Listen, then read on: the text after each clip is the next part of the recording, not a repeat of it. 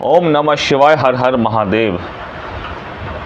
दोस्तों, आज हम पढ़ेंगे शिव भक्ति का महात्म्य, शिव पुराण।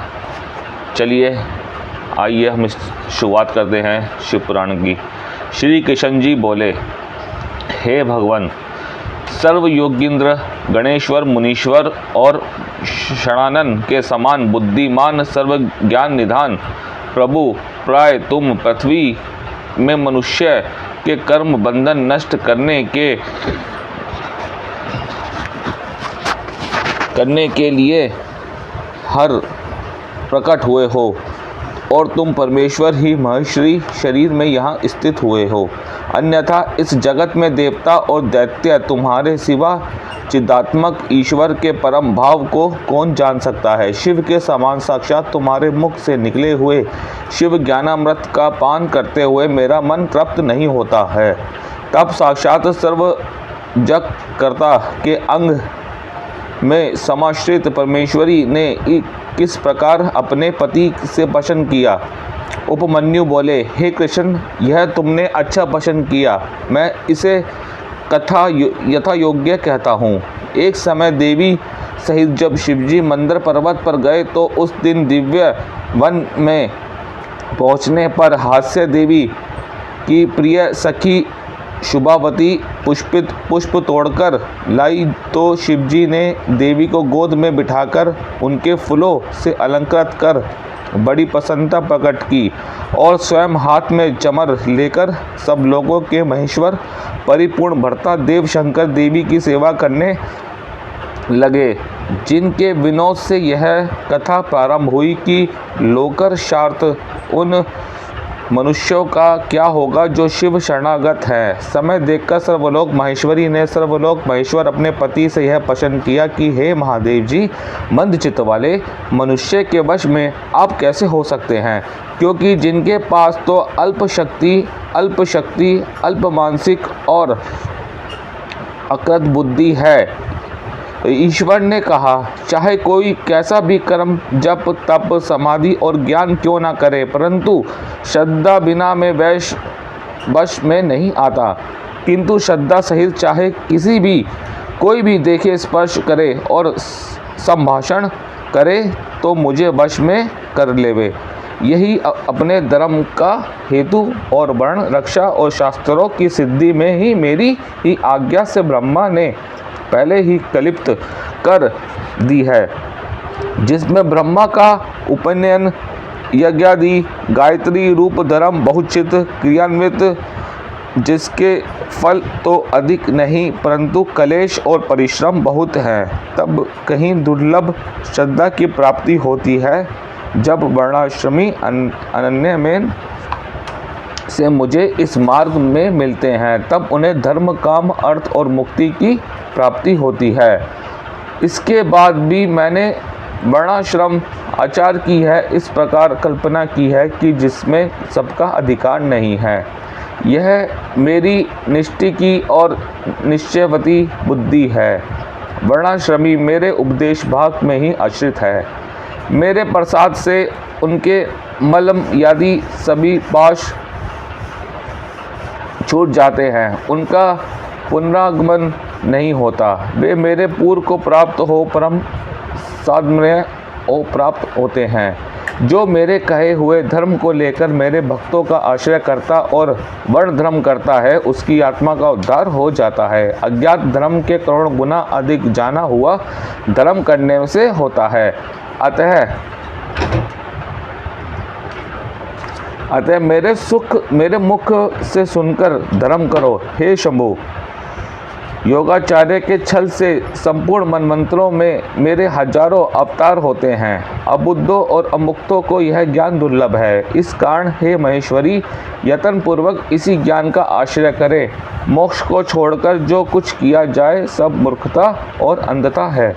हे सुरेश्वरी, ज्ञान, क्रिया, पूजा और योग, यह सनातन धर्म के 4 पैर हैं जो जीवों को कर्मानुसार फल देते हैं। शिव का यह पशुपाती ज्ञान 6 मार्ग द्वारा शुद्धि की विधि बतलाता है। वर्णाश्रमी मेरी इस विधि से अर्चनादि करें, यही उसकी धर्मचर्या है। मेरी ही मार्ग के अनुसार मुझ में ही चित्त लगावे, तब इस प्रकार करता हुआ व्रतियों को अन्य स्थान में न जाने दें, तो इसी का नाम योग्य है। चित्त की निर्मलता 100 अश्वमेध यज्ञ में भी श्रेष्ठ है। यही मुक्ति देने वाली है, परंतु यही विषय को असाध्य है। इस नियम से इंद्रियों को जीतकर जो योग किया जाता है वह पाप हरता है, क्योंकि उसमें विरक्ति है। वैराग्य से ज्ञान और ज्ञान से योग की प्राप्ति होती है। योग को जानने वाला पतित भी मुक्त हो जाता है। सर्वदा दया करना, अहिंसा को ज्ञान का संग्रह करना, सत्य भाषण, चोरी करना, आस्तिक कल्पना, श्रद्धा, इंद्रिय निग्रह, पढ़ाना, यज्ञ कराना, यज्ञ करना, ध्यान, ईश्वर और भाव, सदैव ज्ञानशीलता। जो ब्राह्मण इस प्रकार ज्ञान योग की सिद्धि करता है उसे शीघ्र ही वह ज्ञान योग प्राप्त हो जाता है कि जिस ज्ञान अग्नि से योगी क्षण मात्र में ही शरीर भस्म करता है।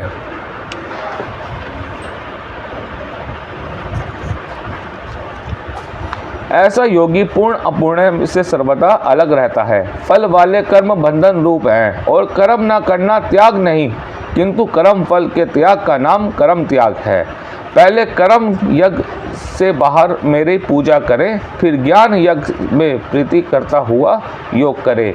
जो ऐसा करता है उसको मिट्टी भी कंचन के समान हो जाती है, परंतु जो नित्य मेरे भक्त हैं, ज्ञान योगारत हैं, वे मेरे सायुज्य को प्राप्त होते हैं।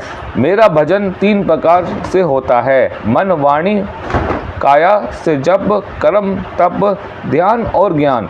इस 5 प्रकार में मेरा भजन करे। अन्य आत्माओं में जो विदित होती है वह ब्रह्म पूजा कहलाती है, और जो अपने में जानता है वह अभ्यंतर पूजा है। मनोमयचित है, जिसे मनोमात्र कहते हैं। मेरे नाम से जिसकी वाणी निरत है वही सार्थक है। जो मेरे नाम रहित है वह कुछ नहीं है। जो मेरे शासनादेश के लिंग और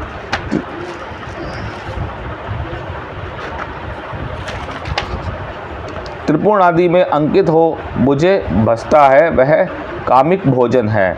इस प्रकार की मेरी पूजा ब्रह्म कर्म है। यदि मेरी आज्ञा से रहित हो तो उसका यज्ञादि कर्म व्यर्थ है। मेरे निमित्त देह को सुखाना ही तप है, अन्य नहीं। जब पंचाक्षर का अभ्यास, प्राणायाम का अभ्यास, रुद्राध्याय का अभ्यास यही अभ्यास है, और पंचाक्षर आदि सही रहित हो तो वह वेदाभ्यास भी कुछ नहीं है। ध्यान पूर्वक मेरे रूप का चिंतन ही समाधि है, और आत्मा के निमित्त समाधि नहीं। मेरे शस्त्र के अर्थ का ज्ञान ही ज्ञान है, अन्य का जानना नहीं है। हे देवी, जहाँ प्रीति हो पूर्व जन्म की वासना के अनुसार वहीं प्रीति करे। ब्रह्म के अभ्यंतर की पूजा और सौगनी अधिक फल देने वाली है, क्योंकि ब्रह्म में दोष की भी प्राप्ति होती है। जिसका अंतःकरण शुद्ध न हो वह पवित्र और अपवित्र है। कृतकृत्य और तृप्त मनुष्यों में मेरा क्या हो सकता है, परंतु जो भीतर बाहर एक सा हो उसी के भाव मुझे चाहिए। एक आत्मा से भाव करना ही क्रिया है, और यही मेरा सनातन धर्म है। मन, वचन और कर्म से भी किसी भी फल की अपेक्षा ना करनी चाहिए। फल से मेरा आश्रम लघु होता है, क्योंकि फल के अभाव से वह मुझे छोड़ने को उद्यत हो जाता है। फल को मैं भाव के अनुसार देता हूँ, परंतु जो फल की इच्छा त्याग कर मेरा भजन करते हैं वे ही भक्त मेरे प्रिय हैं। जो मुझसे भाव रखते हैं उन्हीं पर मेरी कृपा होती है, और मैं अपने बड़े बल से उन्हें निवारण देता हूँ। मेरे ऐसे धर्माधिकारियों के 8 लक्षण हैं, जो मेरे भक्तजनों के प्रीति, पूजा, अनुमोदन, स्वयं पूजा करना, मेरे लिए ही अंगों को चेष्टा, मेरी कथों में रति, स्वर, नेत्र और अंगों की संचालन क्रिया भी मेरे ही निमित्त करनी तथा स्मरण और आश्रय। यदि ऐसे चिन्ह मलेच्छ में भी हो तो वही श्रेष्ठ ब्राह्मण, मुनि, यति और पंडित है। चतुर्वेदी भी मुझे उतने प्रिय नहीं जितना मेरा चांडाल भक्त श्रेष्ठ है, मैं उसकी भक्तिपूर्वक थोड़ी सी पूजा या पत्र पुष्प फल का अर्पण नष्ट नहीं होने देता, किंतु उसकी ही दी हुई पूजादि को ग्रहण करता हूँ, क्योंकि उसके सब संस्कार मेरे अनुकूल हैं। इति श्री श्री महापुराण सप्तम वाव्य संहिता का उत्तरार्थ का 10वां अध्याय समाप्त हुआ। ओम नमः शिवाय। हर हर महादेव।